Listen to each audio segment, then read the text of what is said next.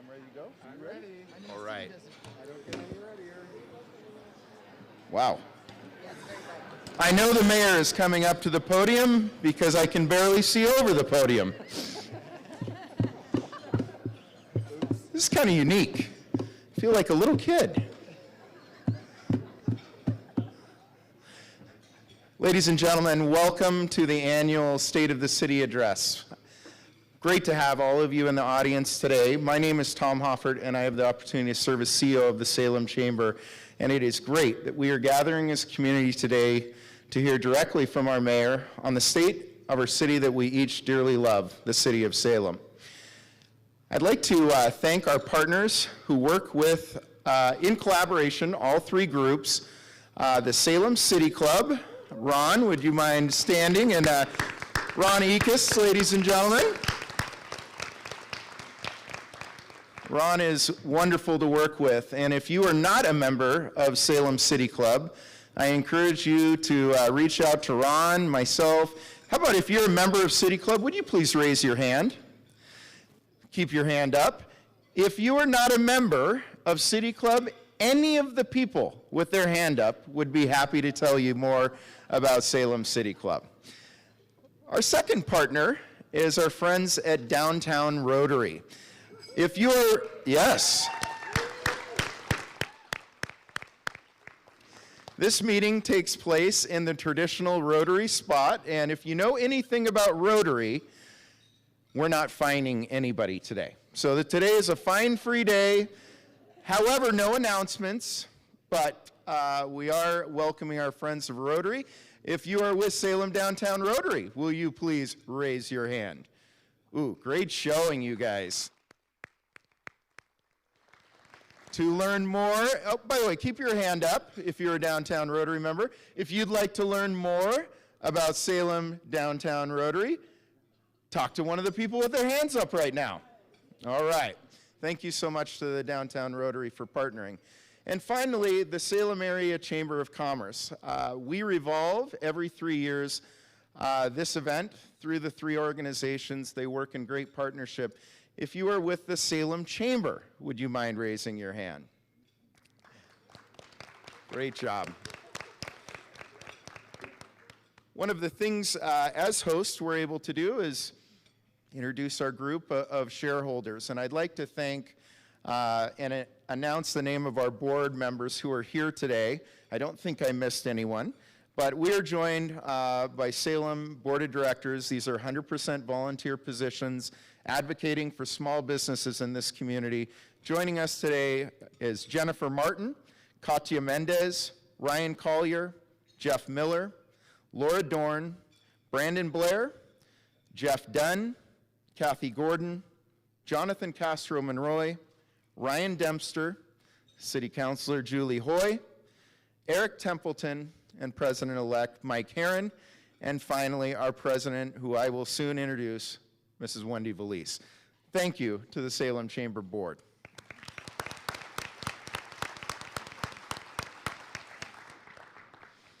Today is our annual chance to get an upload from the mayor himself, and we look forward to that very much. To make our formal introductions and talk to you about dignitaries in the room and kick off our afternoon together, I'd like to introduce you to Salem Chamber President and Local Government Affairs Manager with PGE, Wendy Valise.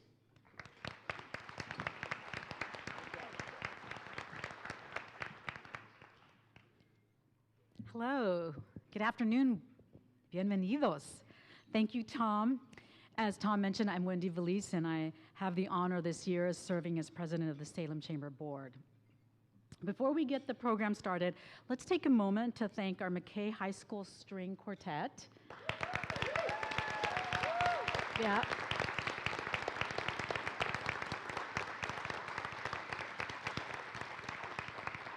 Thank you for your beautiful background music. We really appreciate it. I just want to make note that the quartet is coordinated by Alexander Figueroa. The students performing today are Alvaro Torres, Xochel Rodriguez, Garrett Flores, and Naomi Warren. We're so fortunate to have you here in our community and in Salem and being a part of our music community. So thank you so much.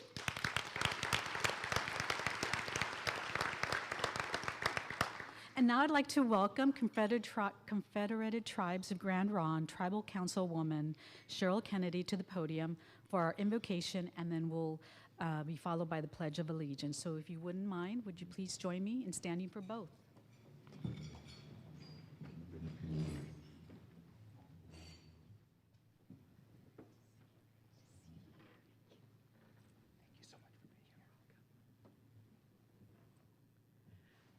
Kalahayam, Nikanim, Chair Kennedy. What we say is, Hayumasi, it's great to be here. Thank you for being here, and we will talk to our Creator. Heavenly Father, Grandfather, Creator of all things, we're just so humbled to be here today as this great city of Salem is acknowledged in all of the work, the good work that it does for its people, for this beautiful city of Salem.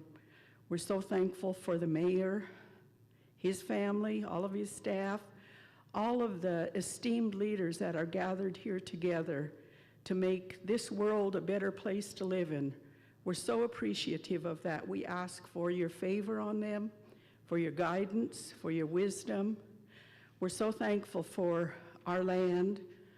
We're thankful for our veterans who serve. We never want to forget the sacrifices that they have paid and those that are continuing to pay, and their families. For all of the elders that help us, that lend their wisdom, give us the ears to listen to what they have to say. And we pray for all of our children, our infants, that they would grow, that they would thrive, that they would become what you planned for them to be. We just pray for all of the resources that are here, the environmental resources, for all of the people that contribute their time, their ideas, the volunteers that willingly come forward. Just a special blessing for them, because they are wonderful people to do so out of their heart, out of the spirit of giving. And that's what we're doing here today as we gather together, is in the spirit of giving, in the spirit from our hearts, that we pray to you and acknowledge that we know that you're watching us, and that we would do the purpose that you set us on this beautiful earth to do. And so we just ask, as we convene here in this meeting, that your blessings would continue to flow upon not only those that are present here, but those that we represent, that their times would be well on this earth, and that we would be kind, generous, thoughtful people, compassionate people. So for all the good work and this wonderful leadership here today, we ask for your blessings. So in your name we pray. We say, Hayumasi. Thank you. I pledge allegiance to the flag of the United States of America.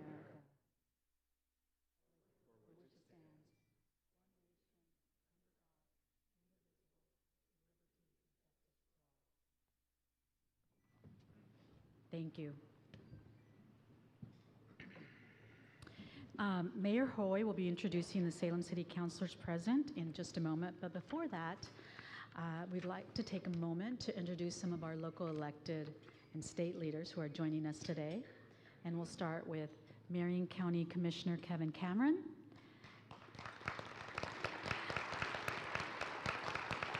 Marion County Commissioner Colin Willis,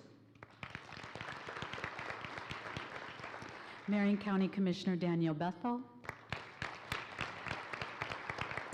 Marion County Sheriff Joe Cast, Marion County District Attorney Paige Clarkson, Kaiser Mayor Kathy Clark, Turner Mayor Steve Horning, Chemeketa Community College President Dr. Jessica Howard, Polk County Commissioner Niall Mordhurst, AFSC ME President of the Local 2067, Kathy Knock. Sorry, that's actually, yeah, I was like, Thank you, Mayor. And State Representative Tom Anderson. Hopefully, I have not missed anyone. Thank you all for being here. And I think we'd also like to introduce some of the partners today. If you could also stand and wave. David Duckelman, President of the Rotary Club of Salem.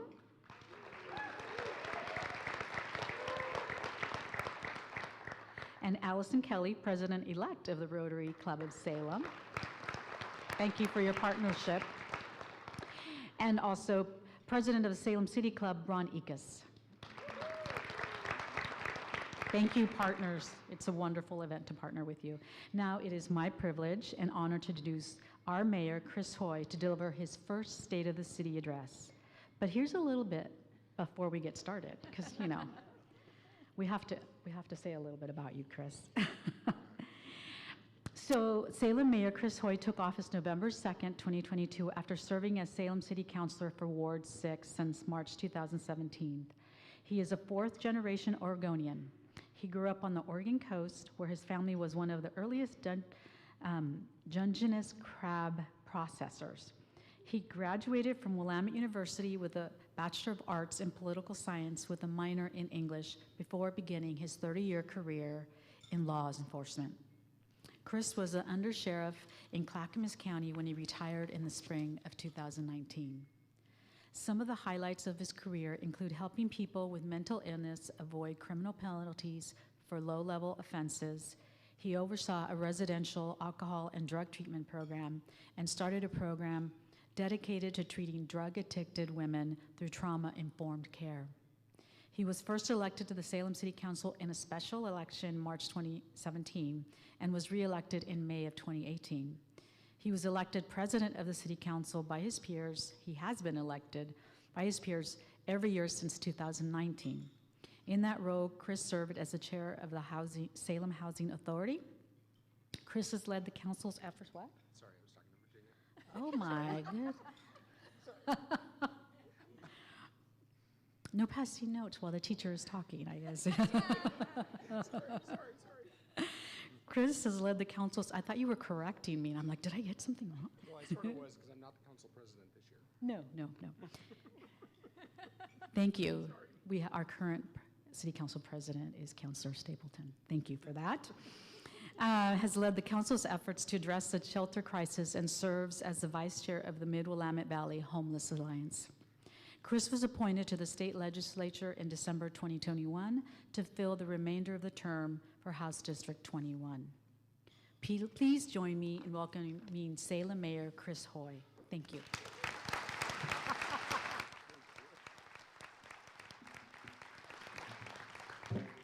Wow, this podium is really tall. I didn't actually stand in front of it before now. Well, thank you so much, Wendy, for that introduction, and thank you all for being here today. I really want to thank the Salem City Club, the Salem Area Chamber of Commerce, and the Downtown Rotary for hosting this event.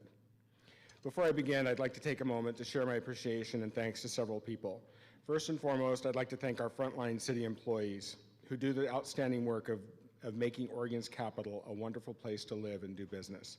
They are the backbone of our municipal government and are essential in everything we do. These employees interact daily with our community and are critical to the services we provide to our residents. They answer the phones, clean the parks, and literally keep the water flowing. Since joining the City Council in 2017, I've had the privilege of meeting some of the most dedicated and skilled public employees that I can think of. Please join me in a round of applause to thank them for their work.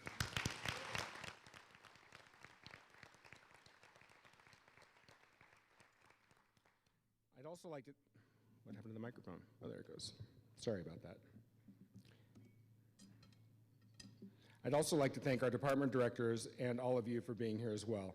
In addition, I'd like to individually thank our city councilors for their work they do representing their constituents and the work that we do together. Council President Virginia Stapleton.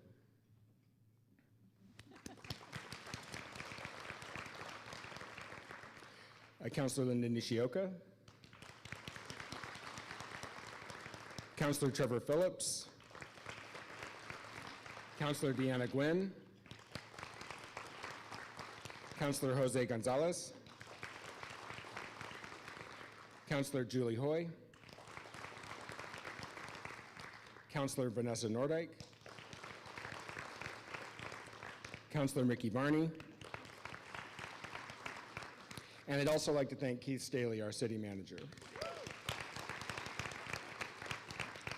You may not be aware of this, but city councilors in Salem are volunteers. So in addition to working full-time and caring for their families, these councilors give up nights and weekends and sometimes even holidays to address the pressing concerns of our community. I thank them for their work, their earnestness, their passion, and for their every effort to make this city a wonderful place to live. Our city council is also, for the first time in Salem's history, led by a female majority.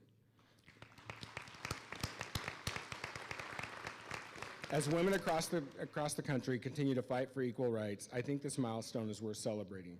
Gender discrimination, pay equity, sexual harassment, and reproductive rights are just a few of the examples of challenges that women face in today's world. I am committed to being an ally to these women and to do all I can to remove the senseless barriers to equality.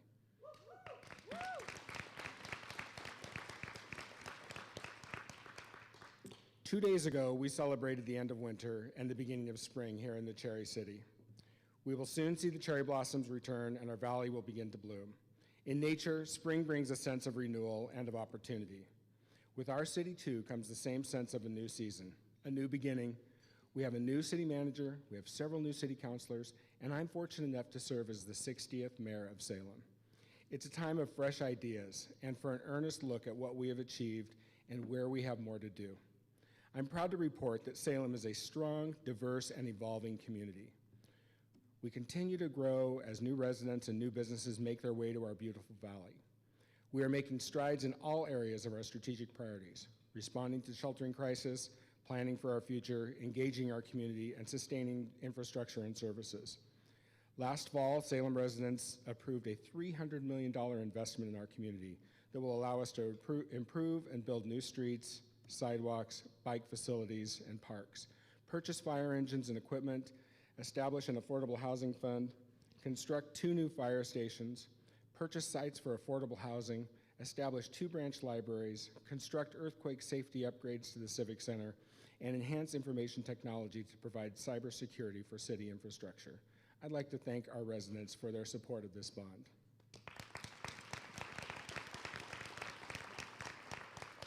This year, our council will continue to prioritize our response to the homelessness crisis and increase the supply of affordable housing in the city. Like much of the United States and in every corner of Oregon, Salem has seen a rise of individuals experiencing homelessness and of affordable housing needs. Mental illness and addiction, economic imbalance, and even climate change have accelerated this collective failure. Decades of under-prioritizing behavioral health services and access to housing have compounded year after year, and now the need is so great that we see it every day on almost every corner. I am committed to advancing our capacity to address it, and I know that you are as well. City Council will work to evolve our strategies in collaboration with state and county partners, as well as private entities, until we achieve the outcome we are looking for, a home for every neighbor.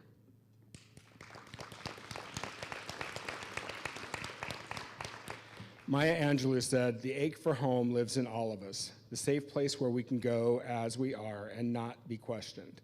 And so we will continue this fight because it's the humanitarian thing to do, and because housing is vital to the success of every individual, and therefore is vital to the success of our city.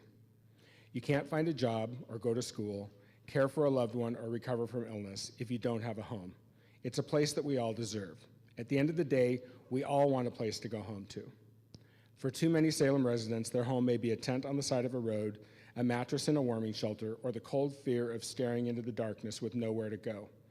People who live on our streets live in fear of being victimized, of not knowing where they will sleep, fear of their belongings being stolen, and of declining health. We must be better stewards of each other. It is in this spirit that I'm proud to report that last year our City Council approved the siting of multiple locations for micro-shelter communities managed by Church at the Park. These shelters provide managed temporary housing opportunities for homeless individuals, combined with case management and outreach services designed to match participants with resources on an individualized basis. But more importantly, our micro-shelters give people a place to feel secure because the doors lock. People living in our microshelter communities don't have to worry about their belongings being stolen when they look for work. They don't have to worry about being kicked out of their resting place. They don't have to worry about being victimized because the doors lock. And for what is often the first time in years, they can rest. Imagine what your life would be like if you hadn't had actual rest in years. That's what people living on the streets experience. These shelters have proven to be one of the most effective tools we have in transitioning people from the streets into more permanent housing. During 2022, 64% of microshelter village guests moved to positive destinations. In addition to these highly successful microshelters, the city has invested funds in the Safe Sleep United Women's Shelter expansion. United Way of the Mid-Willamette Valley is expanding their capacity to shelter women from 19 to 45 beds. The city also invested in funds in Mosaic, a project turnkey facility for people fleeing domestic violence, stalking, or trafficking through a grant to the Center for Hope and Safety. And we've invested funds in the Salem Warming Network to provide life safety measures to help people come out of the cold. I'm also pleased that on May 1st, our Navigation Center will open its doors. Working in partnership with the Mid-Willamette Valley Community Action Agency, the Navigation Center will provide 75 low-barrier shelter beds. It will be open 24 hours a day, 7 days a week, and will offer intensive case management to connect people to needed housing, needed services, healthcare, and stable housing. Navigation centers across the country have shown strong success in helping people exit homelessness. Traditional shelter models require sobriety upon entry, segregate by gender, and have often limited space for personal possessions or pets. Our Navigation Center will move past all of those barriers. We continue to offer the Safe Park program for those who shelter in their vehicles, a program I proudly introduced in 2019. While no one should have to live in their car, this approach to sheltering can help families and individuals get connected to services in a secure environment with access to toilets, storage, garbage removal, laundry, showers, and security assistance. Last year, the Salem City Council funded the Outreach Services team to respond to areas of concern, help connect people to resources, and remove accumulated garbage at parks and other public spaces to reduce the impacts of homelessness on businesses and neighbors. On average, each month, this team removes 44,000 pounds of waste from our public spaces, every month. The SOS team collaborates with the police officers called the Homeless Services Team. Since beginning to track data in 2022, the officers on this team have contacted 1,675 individuals at 974 encampments and have made 377 referrals for service. Relationship building through regular communication increases the chances individuals will connect with available services, and the 2 assigned Homeless Services Team officers do exactly that. Excuse me. This team's daily work includes responding to online complaints of camping on private and city-owned property, regular visits to areas prone to complaints such as Cascades Gateway Park, and ensuring areas around managed microshelter communities remain clean and safe. HST coordinates their efforts and works closely with the SOS team to avoid duplication and increase their effectiveness in covering all areas of the city. Enforcement is not the priority for this team. Instead, they are focused on building relationships with both the unsheltered community and the various local service providers. Developing relationships can build trust in the police to encourage the reporting of crimes, which in turn can reduce victimizations within the encampments. Arrest is always a last resort and in limited situations. Rather, the goal is connection to services and deflection from the criminal justice system. In fact, an officer recently contacted an individual living on the streets who was an admitted methamphetamine addict. That's a tongue twister. He told the officer he was ready for help. The officer knew it was critical to get the person into help right then, right when they acknowledged that they were ready. Through his contacts with local service providers, they were collectively able to get him into substance abuse treatment right away. Previous approaches would have resulted in the individual's arrest, but now he's getting the intervention he needs that will hopefully help him break the cycle of addiction. That's exactly why we created that team. Our City Council has allocated $23.33 million to expand sheltering options and manage health, safety, and livability concerns in our community through investment of state funds and American Rescue Plan dollars. Unfortunately, these are one-time funds that will be exhausted next year, and our microshelter communities and navigation centers could be forced to close unless we develop additional revenue or other financial support for these emergency sheltering services.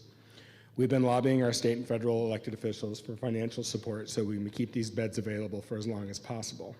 I ask for your support in these efforts. Now, thank you. Yes, clapping, thank you. Now, let me give you a preview of what's coming to Salem in 2023 and beyond. As you know, the city is not a housing developer, but we facilitate, or hinder, as the case may be, the development of housing units.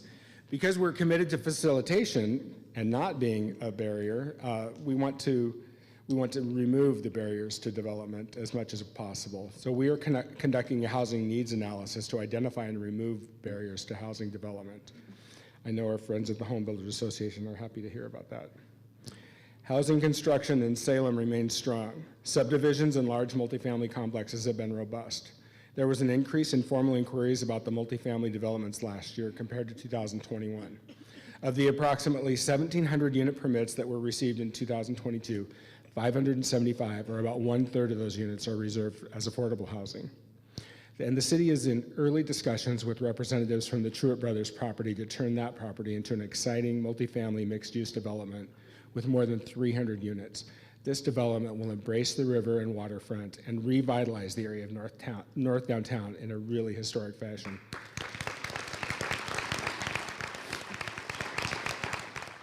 I am so excited about that project. We visited the Vancouver waterfront. We've met with the developers a few times. This one, I can't wait for this to happen. You've probably noticed that construction is underway at the former Nordstrom location, which will add 162 units in the Ravenwood Apartments. City Council used incentives to enable affordable housing units to be included within that structure as well. The Salem Housing Authority, in partnership with the city, has developed Yaquina Hall, preserving the former nurses' quarters on the state hospital grounds. This project has brought back to life a 1947 historic structure, updating this one-of-a-kind building with 52 apartments, community spaces, and supportive service offices throughout, including dedicated units for people with serious and persistent mental illness. Yaquina Hall is scheduled for a grand opening event on April 5th, not too far away. It's been a long time coming, and April 5th, we hope you can all be there. It's a really exciting project.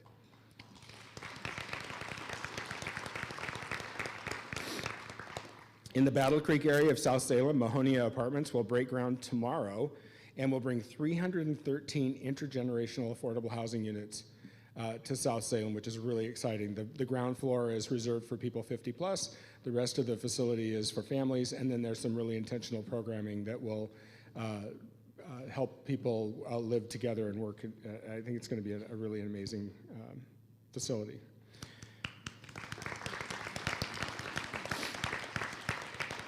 Also out in that area, the 27th Street Apartments will bring 96 affordable housing units serving low-income and Latino families there in a similar area.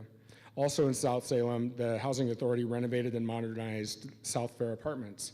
The renovation included the conversion of an obsolete daycare into 2 additional fully accessible 1-bedroom units, and the project also added subsidy to 32 additional apartments, making them more affordable to residents. In East Salem, East Park Village will bring 670 single-family dwellings and 370 multifamily units. That's at the old mushroom plant there. If you haven't been out there at State and Cordon Road lately, it's a whole new world. There's no mushroom plant there anymore. For those who remember those days, when the east winds would blow, that was a whole thing. I remember that well.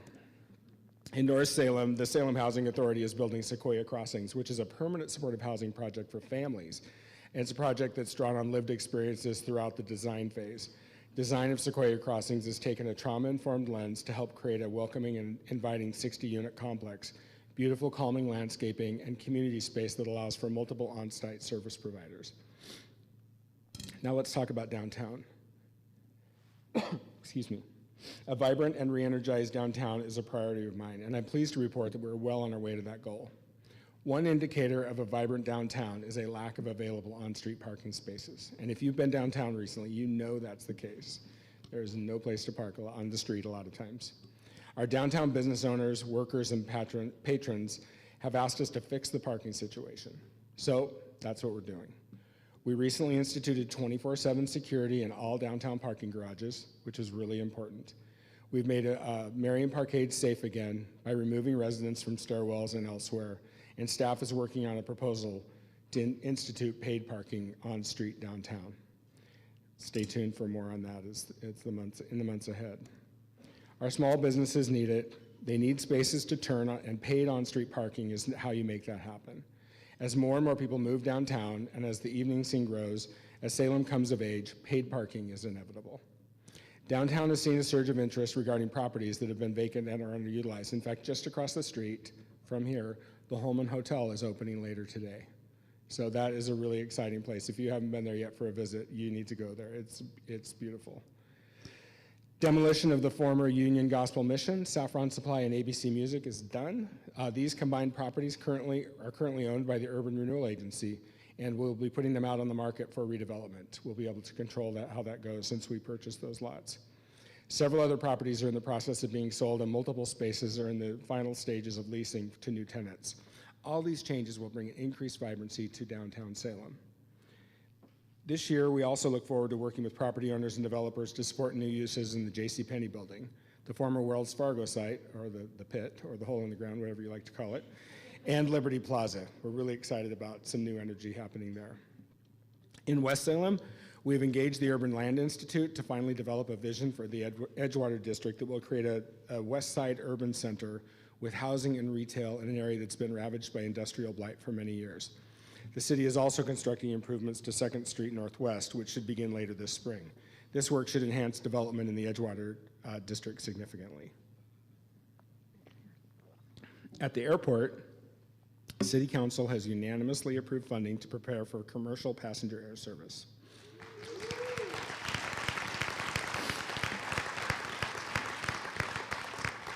This has been a little bit of a battle. We've really pushed the staff and the community to make this happen.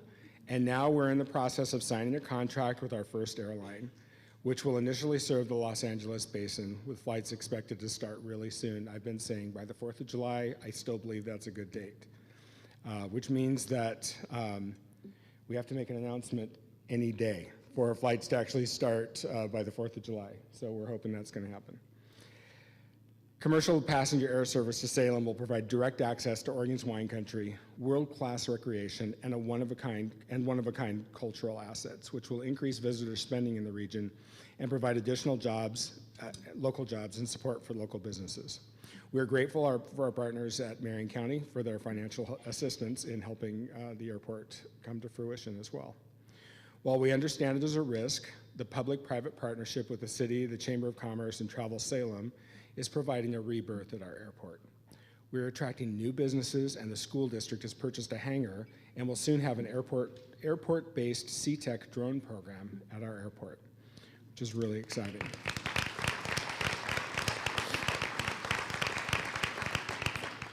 Phase 1 of our work to improve McGilchrist Street Southeast is going out to bid this spring with construction starting soon. Widening McGilchrist between 12th Street and 25th will begin in 2025. And McGilchrist will be the first street in Salem to feature a cycle track. We're really excited about that. Yeah. He's the guy from Ward 3, that's his word. These projects will promote economic development in Southeast Salem and will make transit access to the VA and the Social Security Administration much better for those with mobility challenges. At Fairview, Yamasa is in the middle of a $12 million expansion that will be completed this summer to allow for additional production capacity, while partnering with local farmers to provide more regionally sourced products. At our Mill Creek Corporate Center, Dollar General purchased more than 70 acres to construct an 800,000 square foot facility, which will bring 400 new jobs. It's truly an exciting time for our community. As you just heard, housing and commercial development is strong. Many of you in this room deserve credit for that.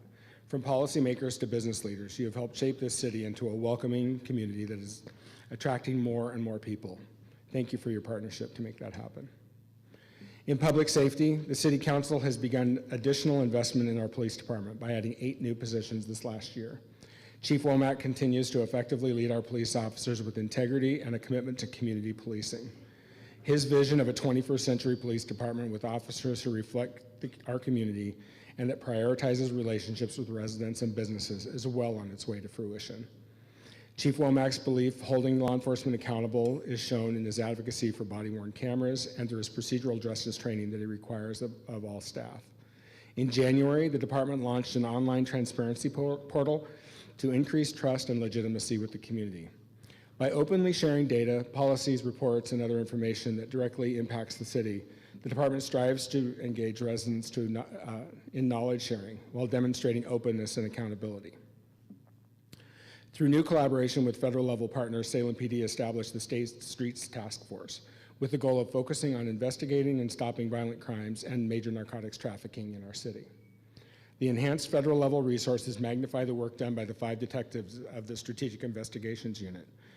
The department's strategic plan includes an emphasis on traffic safety, but also on the importance of weaving equity into enforcement action. The department initiated the Oregon Car Care Program, a voucher system for equipment infractions. The program directs needed enforcement efforts toward the moving violations that cause serious injuries and away from mere equipment violations, thus focusing on education and cooperation while offering understanding to those who find themselves having to defer upkeep. These efforts to address the importance of traffic safety while working toward improving community relationships and building trust are essential to relationship-based policing. Last year, Salem Police responded to more than 114,000 calls for service.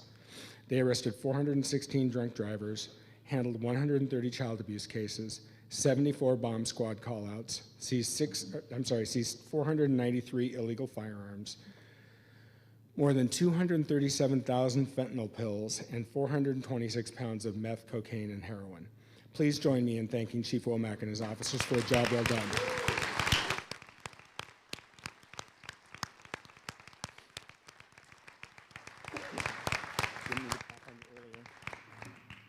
Public safety remains a top concern among Salem residents. In our annual community satisfaction survey, the proportion of residents who now cite crime as a top issue increased 13% over the past year.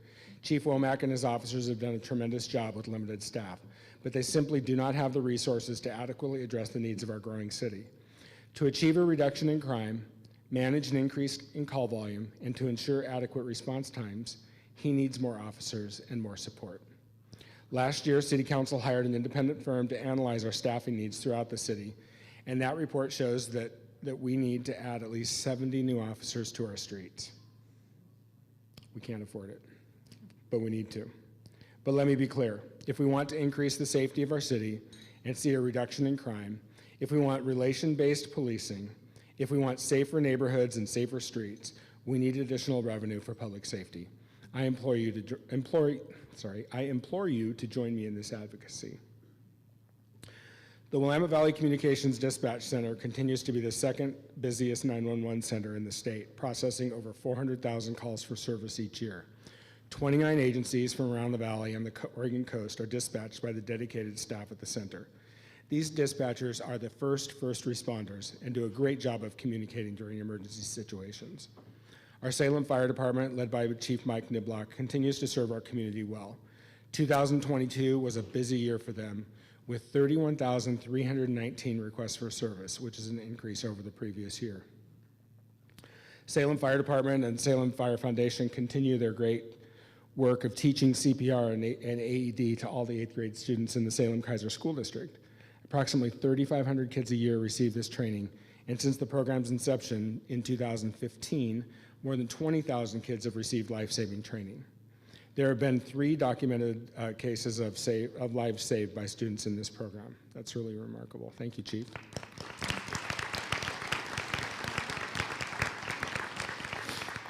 You'll also be pleased to know that the fire department has already put revenue from the recently passed bond to good use by ordering an entire new fleet of fire apparatus. That is on order.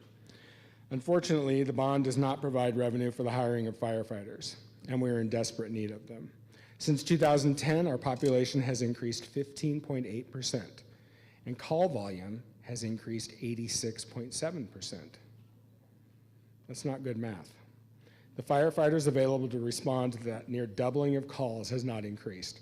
City Council has reopened a fire station and hired new firefighters, but we are just now back to 2010 staffing levels. It's not good. Just like our dedicated police officers, our firefighters are professionals who are doing the best they can with what they have, and what they have is not enough. The same independent firm that analyzed our staffing needs for the city has recommended that we hire another 111 firefighters to serve the city this size and to meet response times. 111. And so, we have challenges ahead of us. Like a blossom waiting to bear fruit, our city is transforming. Salem has a small town feel that is integral to our culture, but we must also face the reality that we cannot stay a small town forever. As the state's capital and its second largest city, it's inevitable that we evolve.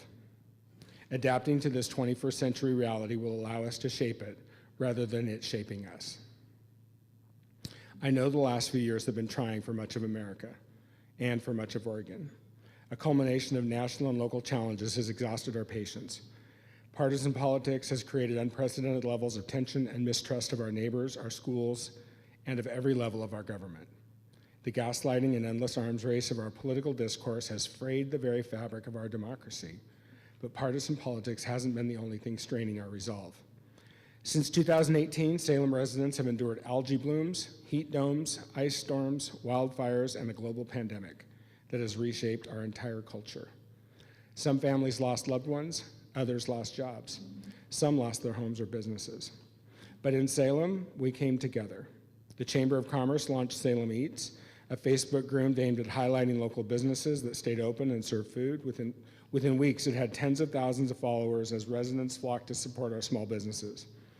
We came together as one city, and we responded. As our hospital and urgent care centers became the front line of defense, our doctors, nurses, and other healthcare professionals responded to save lives. Our teachers and administrators responded by adapting to educate their students remotely, and the community responded with a renewed sense of humanity. Our definition of safety, of community, of happiness isn't the same as it was a few years ago. Change can be a difficult thing, but it also provides an opportunity to adapt and to grow. If we choose to harness this momentum, we can shape it to create the change that we've always wanted. If we condemn hate and embrace equality, if we condemn ignorance and celebrate reason, and if we reject divisiveness and demand a return to civility, then our city will bloom. This is a new spring, today, right now, our new beginning.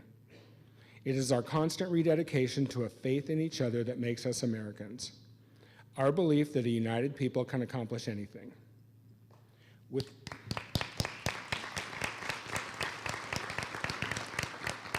Within our reach is every ideal. Within our grasp is our loftiest goal. And within our hearts, we hold the keys to harmony, and within our deeds lies the greatness of America. It is a great time to be the mayor of the city of Salem. I am honored and humbled to be entrusted with this role. The state of our city is strong, and together we can make Salem even stronger than it is today. I hope that you'll join me in this new beginning for the city that we love. Thank you.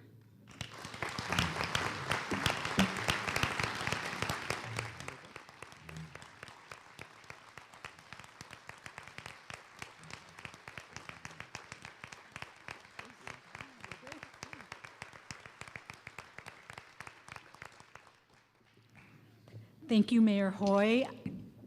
I think that deserves a second applause. We have to just give you a second applause on that one. Thank you for all your hard work on behalf of our community, and we truly are a better community because of your leadership, and we wish you all the best and the entire council the best in the upcoming year.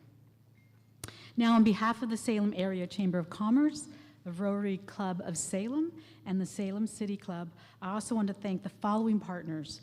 They all deserve our appreciation for today's event. The city staff for helping arrange today's event, CC Media for recording and airing this live on Comcast Channel 21 and on YouTube. Yeah. And finally, thanks to all of you for being here today and joining us for this special event. We are now adjourned. Have a great day.